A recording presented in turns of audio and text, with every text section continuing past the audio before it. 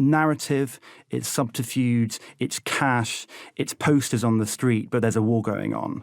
And it's very exciting and slightly terrifying. So this weekend, this battleground effectively goes to war over the ballot box. This is an election that will determine the fate of this country, whether it ends up being a satellite of Russia or whether it moves closer towards Europe. You did a really good job there, talking about it being wedged between the war in Ukraine and Europe, with Romania on the other side, of sort of painting a map. But I can almost hear our listeners unscrolling their maps right now. So take us a little bit closer. If you were to describe the map around it, where exactly is Moldova? And give us a little bit of the complication around that map. So Moldova is a small sliver of land in a province that used to be part of Russia called Bessarabia. It's also mainly ethnic Romanian-speaking people, but it's wedged between the great kind of steppe of Ukraine and Romania and the Balkans and Central Europe. It's famous for wonderful vineyards. It's a very beautiful place. I went down to the south. You can see this open rolling steppe and people like herding their sheep across the hillsides. But it's a strategically important place. It's not far off from the Black Sea, though it doesn't have a coast. Ukraine's got the coast underneath it. It was the part of the kind of Romanian-speaking people who lived under the Soviet Union and previously the Russian Empire since 1812. But many of them are not ethnically dissimilar from the kind of Romanians on the other side of the River Prut, which is on the west side of the country. And part of it was Ottoman Empire at one point, so it's not sort of, it doesn't go all the way back to the Russian. No, it doesn't. Forever. And it's kind of a product of the bartering between those two empires is how kind of current Moldova came into being. And it's also a product of state building under the Soviet period, because the Soviets took the coast from Bessarabia, Moldova, gave it to Ukraine, but then they gave Moldova this place which we now call Transnistria, which is on the other side of the Dniester River, took it from Ukraine and gave it to Moldova. And the Moldovans see this as a kind of colonial trick where you rob our coastline and you give us loads of people who don't want to be part of Moldova. So there's ethnically Ukrainians, ethnically Russians, and so they say that was part of them sabotaging a future Moldova. That's what the kind of pro-European people there think. And that hasn't really gone away. I mean, just very briefly tell us a little bit about Transnistria. Transnistria is postcard Soviet Union, sort of back from the dead 30 years later. You still see hammers and sickles and statues of Lenin all over the place. It's basically a Russian satellite state, but it's now isolated because it's thousands of miles away. So legally and politically part of Moldova, but in their hearts, a part of a former Russia. Yeah, the Soviet Union reincarnate.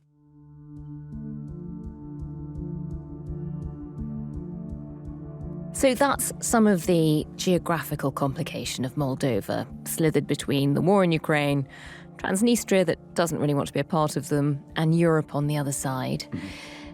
Give us a bit of the political landscape. So who's been running Moldova recently and who's competing in this election? So since 2020, Maia Sandu has been the president of Moldova, and since 2021, her PAS party, Party of Action and Solidarity, has been running the country. Tell us a bit about her, because most people probably haven't come across her before. What is she like? She's the kind of, maybe unhelpful to look through the prism of Ukraine, but she is a bit like Zelensky in the way that she turns up in European forums and says, don't forget about us. This is happening under your nose.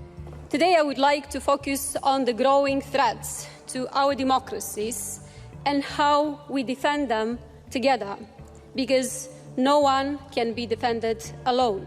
She's turning up in Strasbourg saying that the Kremlin's trying to capture her country through the ballot box. And this is the president of a country warning about her own election. On 28th of September 2025, Moldova will hold the most consequential election in its history. Its outcome will decide whether we consolidate as a stable democracy on the path to EU membership, a safe neighbour to Ukraine and a security provider to the Union, or whether Russia destabilizes us, pulls us away from Europe and turns us into a threat on the Ukraine's southwestern border and Europe's eastern frontier. So yes, she's a charismatic leader, but she will find herself in a bizarre situation next week if her parliamentary majority evaporates, because she will be the head of state of a country whose government is acting for Russia. That's an extraordinary position to be in.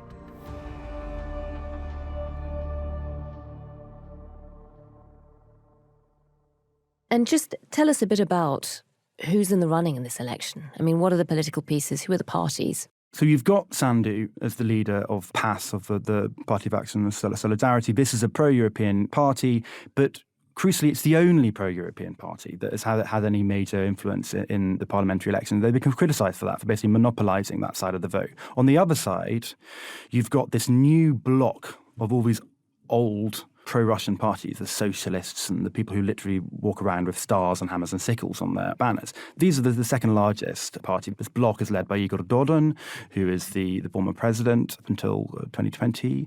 You've also got other pro-Russian factions. There's the populist R party, and you've also got the Alternative Party. All their messaging has lots of European symbols on it, but actually, if you look at the small print, it's all about working better with Russia as well. So basically, in terms of the European message, it's only Sandu's party is putting that across in a black and white manner, and they are making this about geopolitics, while the other parties are taking a more kind of populist, we want you to be a bit richer and a bit happier, let's not take a side kind of view. A little bit more pro-Russian. Yes, yeah, definitely. Jack, you described this sort of conglomerate of pro-Russian parties who are up against her. I suppose even more than the politicians, though, the person we should really be talking about is a pro-Kremlin oligarch who seems to be all over these elections. Tell us a bit about him. Who is he? What's his background? And how does he fit in? This is a man called Ilan Shor. Many call me a pro-Russian politician. I have always said, and I will always be, a pro-Moldovan politician. I am for equal relations with both East and West. I stand for neutrality, which is stated in the constitution of my country, and no one has the right to violate it. He's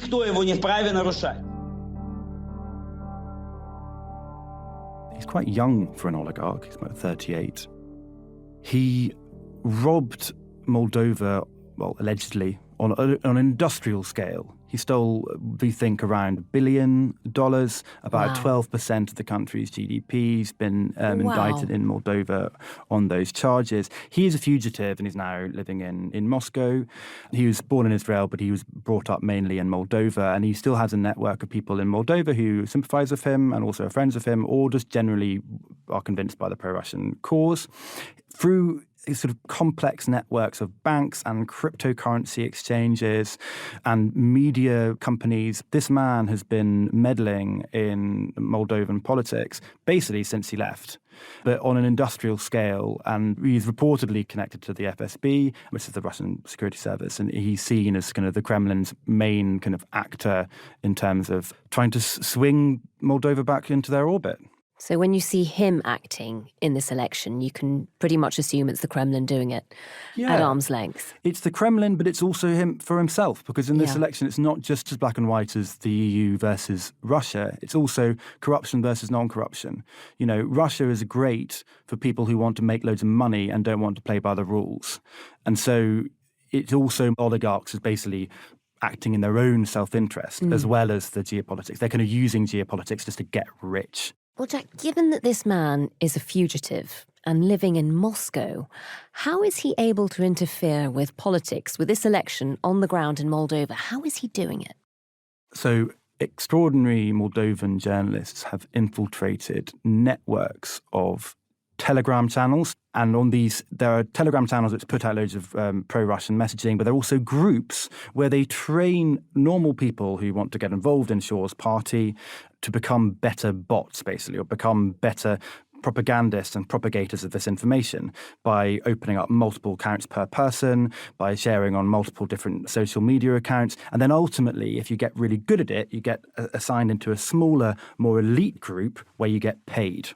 And this is what these journalists have proven, is that these activists, as they call them, are promised payment monthly of 130 euros or more for basically putting out pro-Russian messaging across Moldova. So that's a kind of soft power way in which he is illegally meddling in the election. But there's also hard cash ways that he's doing it.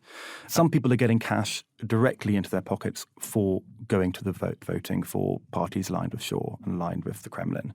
So hard cash payments to vote for Putin. And we'll come back to that later, because that is actually against the law in Moldova.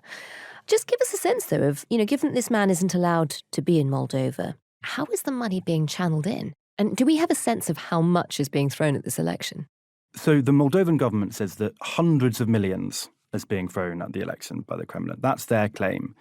For last year, 21 million was documented from Shaw himself getting that into the country. We now think this on a much, much larger scale. That's what the government are warning about. How is he doing that? There's multiple methods, and it's not all just through Shaw, it's through the various other pro-Kremlin actors and anyone who wants to make cash. But basically, it's through bank transfers to pro-Russian banks, and you can only access this using a VPN, for example, if you use a certain app where you can collect payments from this Promsvyaz bank, which is connected to the Russian Defense Ministry. And this is what they're offering to ordinary Moldovans. If that's a bit too tech-savvy for you because you're a struggling grandma in Gagauzia, then they say you can go and get the money out in cash, but you've just got to drive over to Transnistria, where there's no sanctions because they basically are run by the Kremlin. So you can go there, go to an ATM, take out the cash. And often they send someone over there to go and do it for a whole village. So they'll go and take all the cash out, bring it back and hand it out. Wow. Or he's also operating very complex methods of using cryptocurrency, and a exchange connected to Shaw has been sanctioned by the British government only this month because he's not only operating in Moldova but also in other countries as well.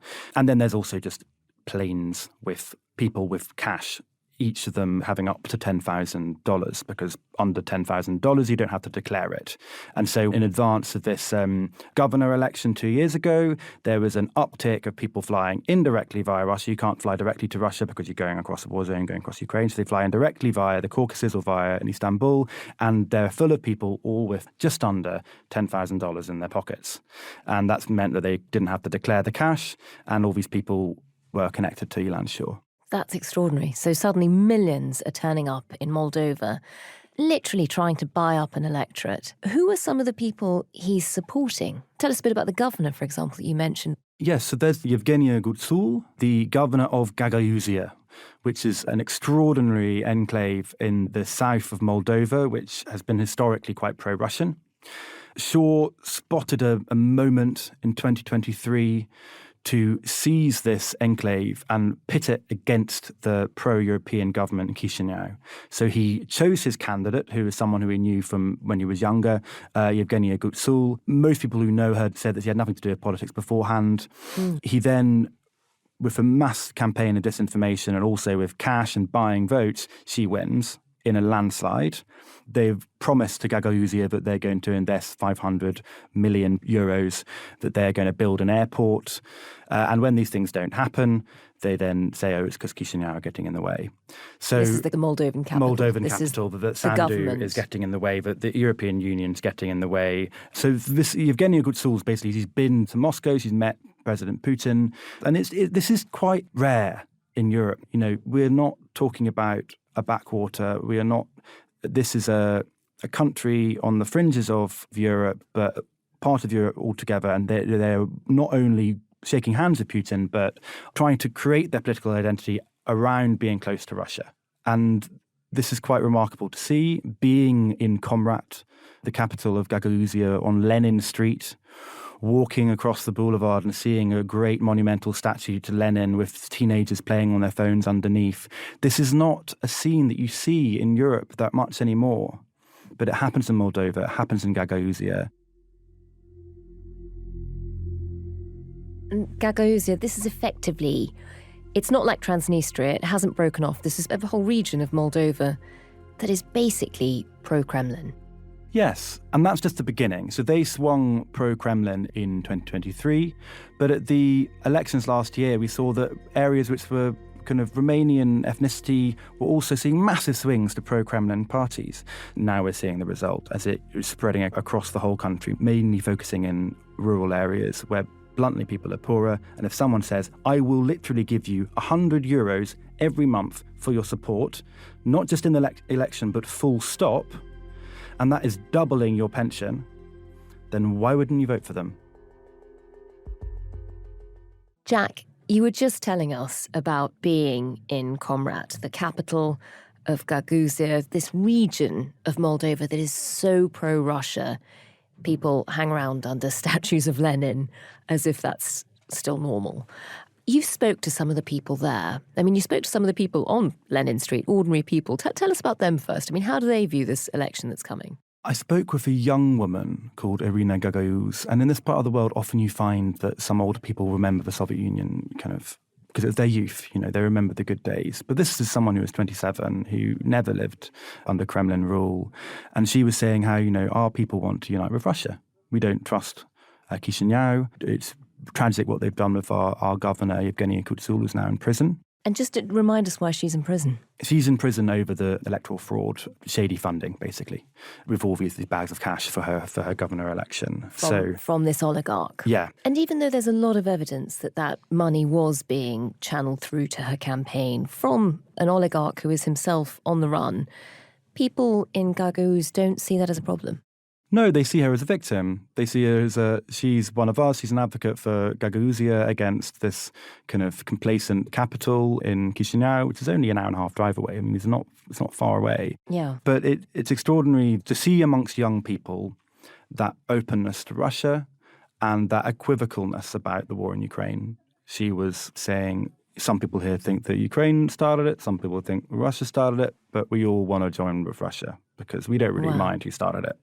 And Jack, for people like that, why is Russia a better prospect than the EU, which is where the Moldovan capital has been trying to push the country under the current president?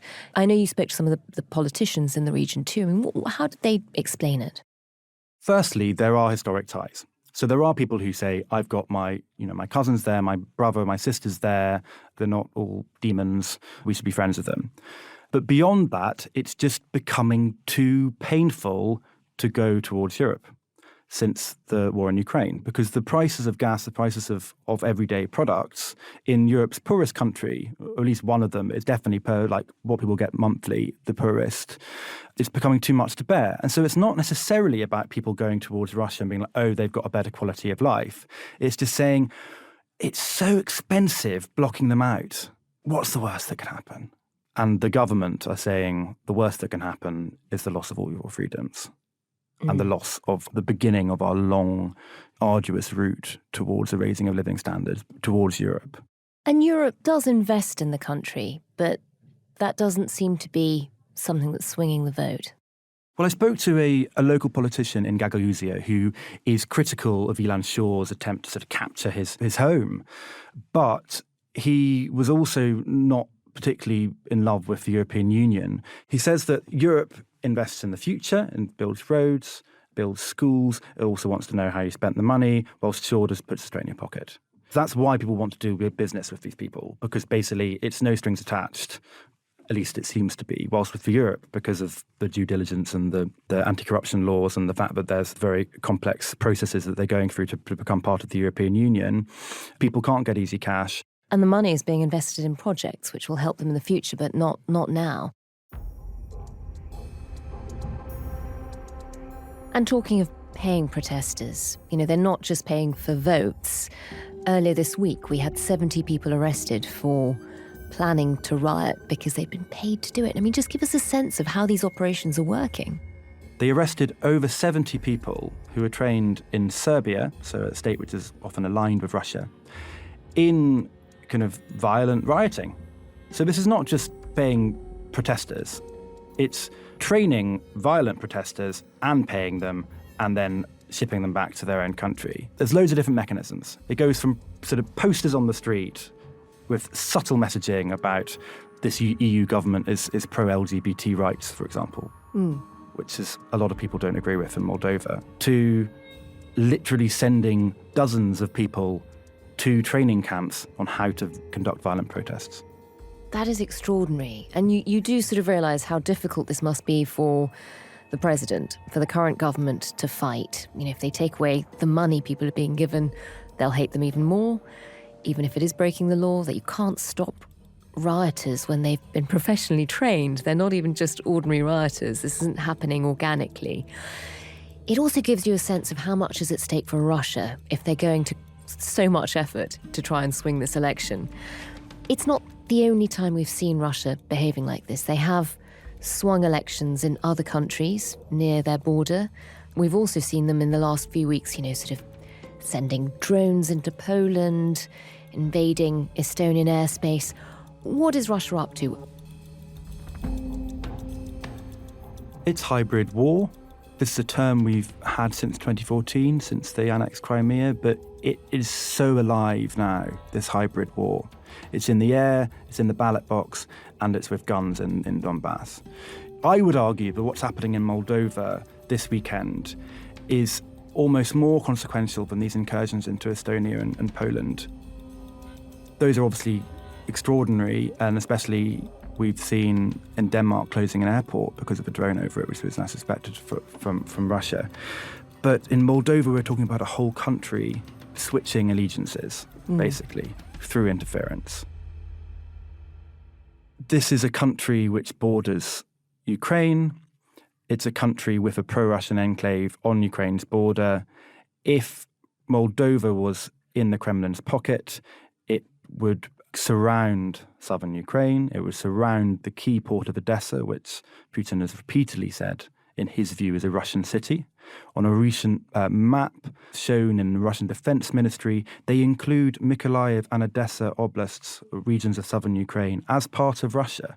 They view these territories, which have not been taken from Ukraine, as part of Russia, and that would link them up with Transnistria and Moldova. And so this is basically the next domino in an empire-building project.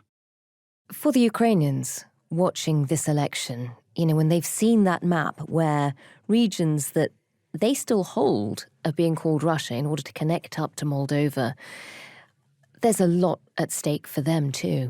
There's a lot at stake in terms of security, because you've got Transnistria has been cut off since 2022. The Russians used to have 20,000 troops in Transnistria. They don't anymore because they can't get them there. If the Moldovan government was pliant and pro-Kremlin, there's ways that Russia could maybe fly in on civilian jets, get Russian boots on the ground into Transnistria, which then borders the south of Ukraine. So it's an extraordinary security threat for Ukraine. And Maya Sandu is very aware of this. And for Europe, you mentioned how this election could be more consequential than the drones over Poland, the invasion of Estonian airspace. They were all sort of testing NATO's boundaries and how NATO reacts. There's so much at stake for the EU. Are they on the ground? Are they trying to, in any way, influence what happens this weekend? Are they trying to show the case for Europe? Russia and Russia's intelligence services have accused Europe of trying to occupy Moldova. Occupy? Yes. So they're using military language.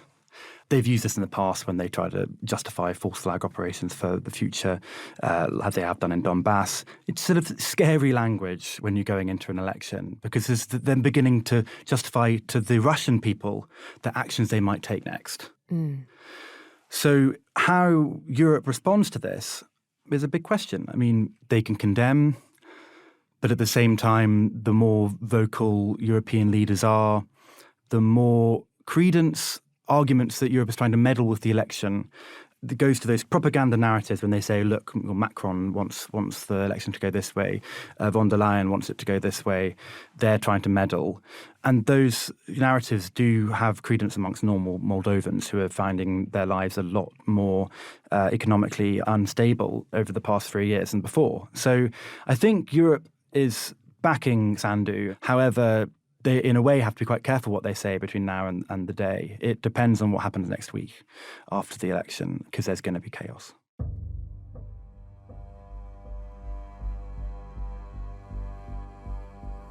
What is the fear for Europe, for everybody watching this election, if it is won by the pro-Russian side? It will be a launching pad for hybrid attacks on Europe and on Britain, and it's right on our border. So this is somewhere where you can have bot farms, you can have training camps for disinformation. People are quite a lot poorer than they are in many Russian regions, so you can buy people off. There's also a security risk if they allow Russian troops into Moldova. I think that's kind of looking a little bit further into the future and less on the cards now. But you're extending NATO's front in Europe by several hundred more kilometres. You're extending the front line in Ukraine 1,200 kilometres, and Ukraine's already stretched. So Moldova is a small place, big consequences if it goes the Kremlin's way. So give us a sense of what we can expect to see next week. You mentioned chaos. What are you expecting to happen? It's looking unlikely that Sandu's PAS party will get a majority. It's all to play for, but if the pro-Russian factions, which are much closer ideologically than the European parties, of which PAS dominates, they could quite easily create a coalition which would give them a majority. This is mainly the Patriotic Bloc and our party. So you'll have a pro-Russian government with a pro-EU president. There will be chaos because you'll have all these parties bartering with each other about whether or not there's going to be a pro-Russian majority with the Patriotic Bloc and the Our Party, or whether or not Sandu can somehow get some form of minority government.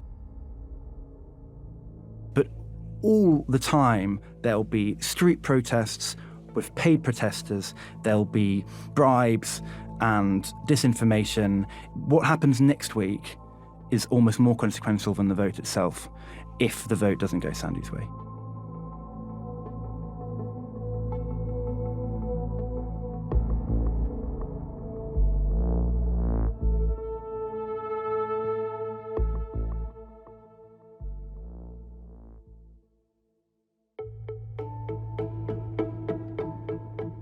That was Jack Clover, Assistant Foreign Editor and our man, briefly on the ground in Moldova. You can find all the latest coverage of the elections and the results online at thetimes.com. The producer today was Edith Rousselot, the executive producer was Kate Lamble, and sound design and theme composition were by Mal Lassetto. Thanks for listening. We'll be back tomorrow.